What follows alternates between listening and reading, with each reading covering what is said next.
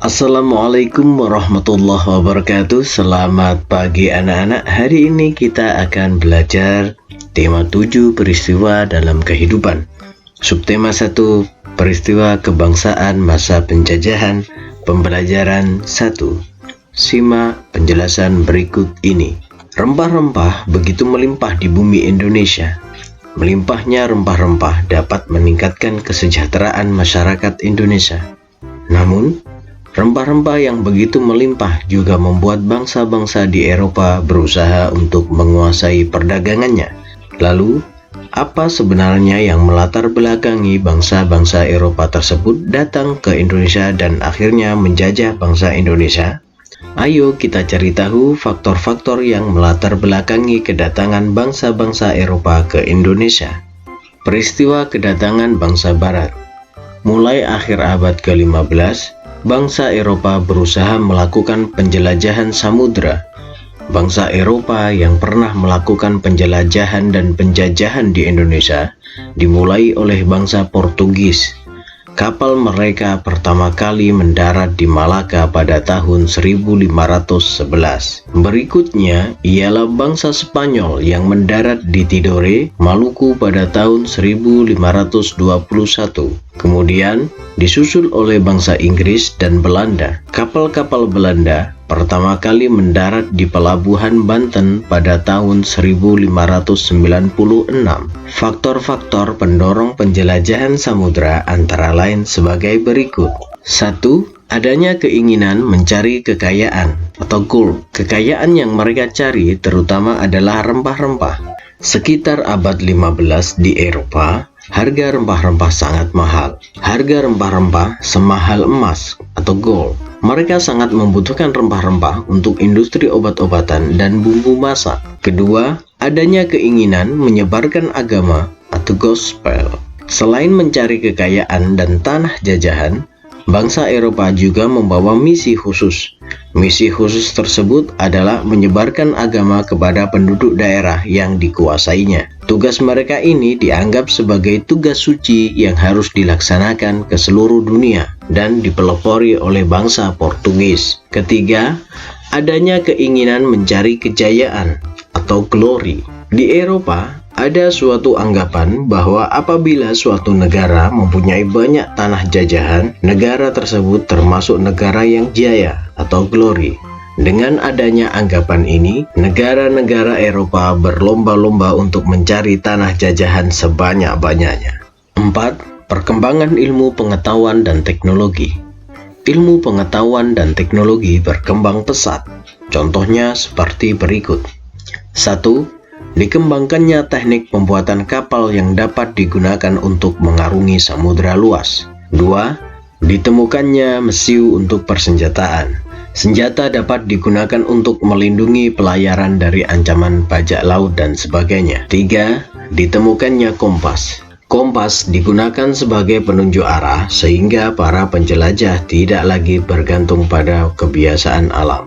Untuk menentukan arah, biasanya mereka berpedoman pada bintang sehingga jika angkasa tertutup awan, mereka tidak dapat meneruskan pelayarannya. Dengan kompas, mereka bebas berlayar ke arah manapun tanpa gangguan, baik siang maupun malam. Berdasarkan bacaan yang telah kita baca di atas, isilah kolom-kolom berikut sesuai dengan pertanyaannya.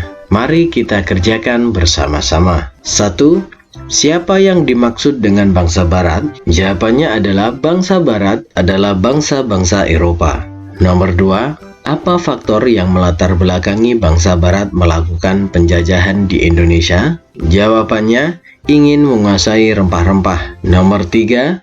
Kapan bangsa Barat mulai melakukan penjelajahan samudra? Jawabannya, sekitar abad ke-15. 4. Di mana bangsa Barat pertama kali mendarat di Indonesia? Jawabannya, pertama kali mendarat di Malaka pada tahun 1511. Nomor 5. Mengapa bangsa Barat melakukan penjelajahan samudra? Jawabannya, mencari kekayaan, menyebarkan agama, mencari kejayaan, dan perkembangan iptek. Nomor 6. Bagaimana kondisi rakyat yang mengalami penjajahan? Jawabannya, menderita. Nah, sekarang carilah informasi mengenai kedatangan tiap-tiap bangsa Eropa ke Indonesia. Informasi dapat kamu peroleh dari buku, surat kabar, majalah, atau artikel di internet. Kerjakanlah di buku tugasmu masing-masing. Sekarang mari kita baca bersama-sama bacaan sifat-sifat benda. Benda-benda yang ada di sekitar kita digolongkan menjadi 3, yaitu benda padat,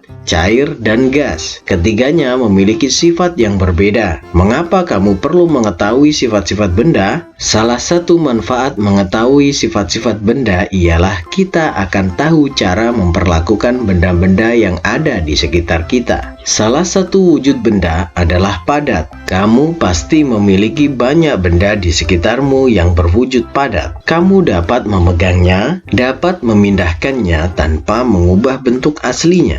Benda padat yang ada di sekitarmu dapat diubah dengan beberapa perlakuan seperti diberi panas, diberi tekanan tinggi, atau diberi perlakuan fisik seperti menggunting, menekan, melipat, atau menyobek. Wujud berikutnya adalah cair. Benda cair dapat ditemui dengan mudah di sekitarmu. Air merupakan zat penting dalam kehidupan makhluk hidup yang berwujud cair. Benda cair yang ada di sekitar rumahmu biasanya berada dalam sebuah wadah, seperti bak mandi, baskom, gelas, atau katel air. Perhatikanlah bahwa ketika benda cair itu dipindahkan, ia akan berubah mengikuti wadahnya. Jika wadahnya berlubang, benda cair itu akan segera mengalir keluar dari wadahnya. Jika kamu melihat sungai atau air terjun, air yang ada di dalam badan sungai akan mengalir dari tempat yang lebih tinggi ke tempat yang lebih rendah. Benda cair juga dapat merambat melalui serat-serat halus pada bahan seperti bahan kain. Benda cair mengisi rongga kecil atau pori-pori bahan tersebut.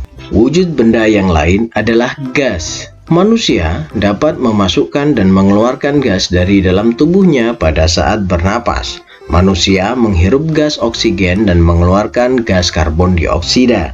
Dengan cara meniup, kamu dapat membuat sebuah balon mengembang. Dengan meniup, kamu juga dapat menggerakkan selembar kertas di tanganmu. Kamu dapat mencium bau napasmu sendiri. Kamu pun dapat mencium bau-bau lainnya yang berupa gas. Dengan memahami sifat gas, manusia menciptakan parfum atau minyak wangi yang menyebarkan bau dari gas yang dikeluarkan dari wadah parfum tersebut. Namun, apakah kamu dapat melihat wujud gas dengan mata telanjang? Dapatkah kamu mengubah bentuknya?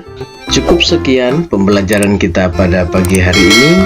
Terima kasih. Wassalamualaikum warahmatullahi wabarakatuh.